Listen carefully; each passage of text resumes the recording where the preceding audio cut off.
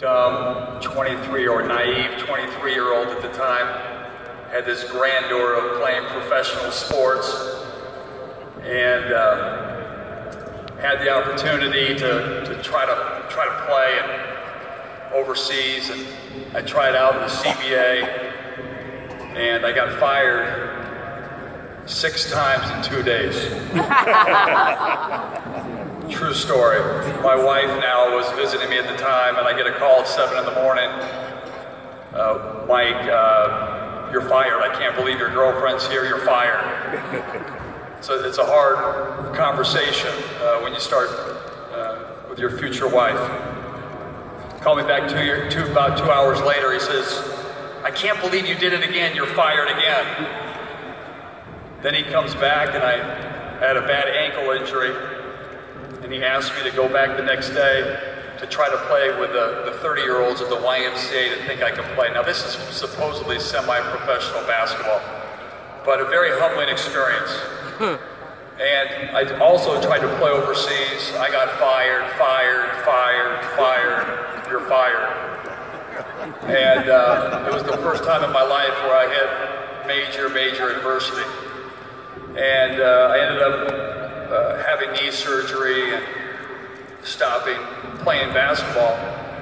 So I decided I was going to go home and work with my father. My father owned a company in Southern California.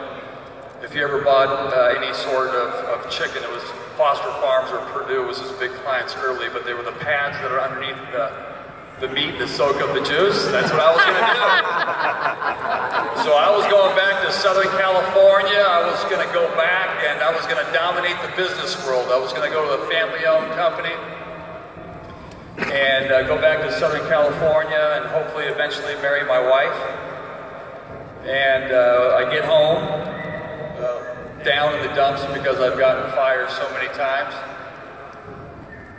My dad tells me he can't hire me.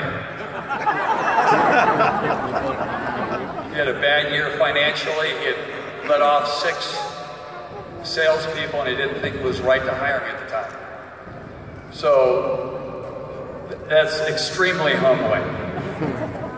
And I remember laying on the couch. I ate a lot of Doritos. I was watching the O.J. Simpson trial like every minute. It was so bad that I actually cut myself, bled on the console to see how long the blood would dry. Like I was doing the whole case. And it was bad. I was angry. I was frustrated. I was depressed. And now I want to take you to another place here. Give you a little bit of my religious background before I take you back to this story. I would be what you consider a religious mutt. I'll explain. I was baptized Presbyterian. I went to a Catholic high school. I'm in a Jewish fraternity. I was in Athletes in Action in college, and now I spend a lot of time with FCA with Nathan Bliss. So I've had a lot of religious background beliefs. I'm a believer. And during this process, my faith really grew. And, you know, I think God, actually I know that God puts people in your life. And so I'm going through this period, you know, here's this athlete, dad can't hire him, got fired 20 times. I mean, when they bring up conversation, it's kind of a tough conversation.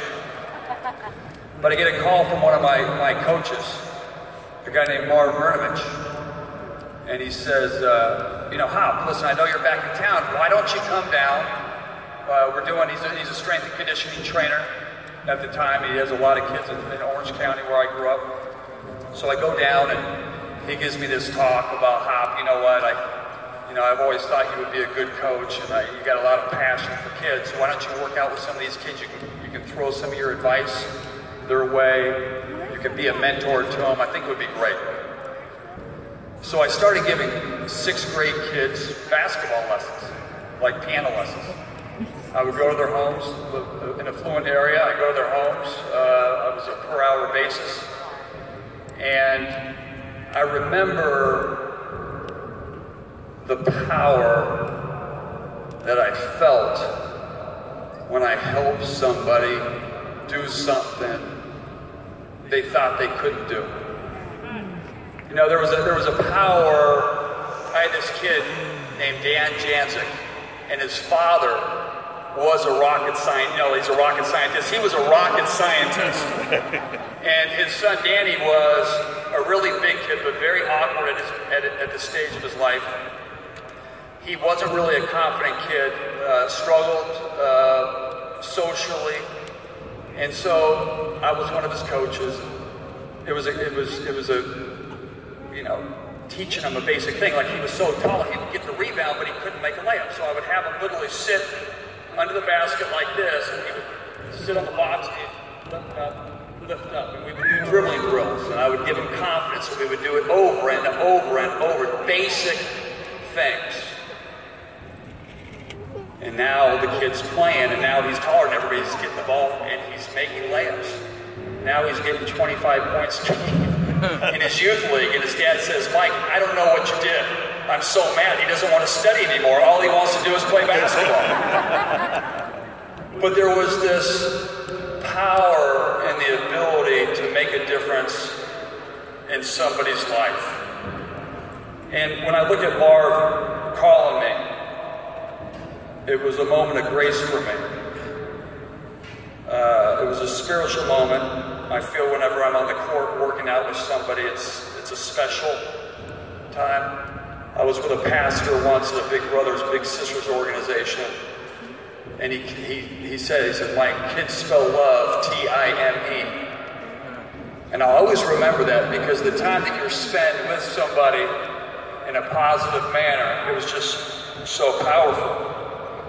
So when I was done, I started working out with these kids. I started getting 30, 40 kids. I coached basketball. And then another angel.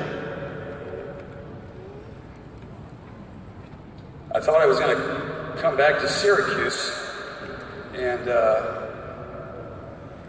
I was going to go to grad school. I wanted to marry my wife. I'm like, I got to go back, get my business degree. I had no coaching experience other than working out 6th grade kids. And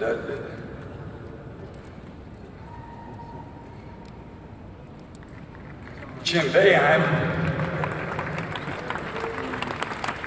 gave me that opportunity. So during this, you know, you go through life, you go through, you know, your belief in what makes you stronger. And through this and now coaching, I'm on my 20th, I'm over 20 years coaching. I really believe that I was born to coach. It was my calling. I felt like I was led there. And in that case, God is really, really good. And I'm grateful for that. So Nathan, who I've become very close with,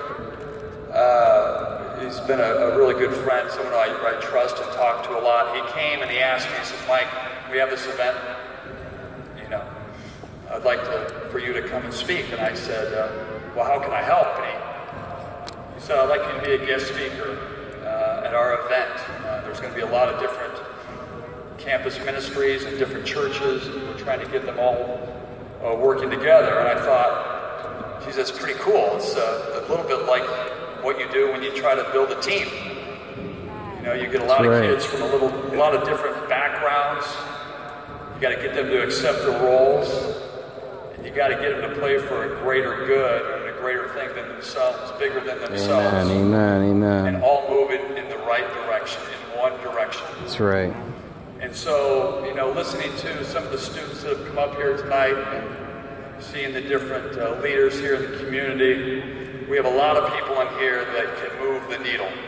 That's right. That can really move the needle. That's right.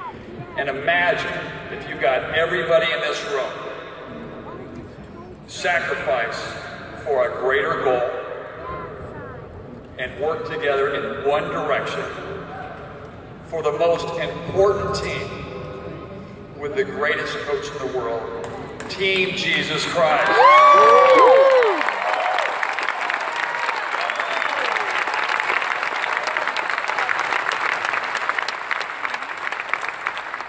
So I'm very humbled to be here tonight. Thank you for having me and inviting me, Nathan. And everybody here, I'm willing to do everything that I can do. I hope you will too. Thank you very much.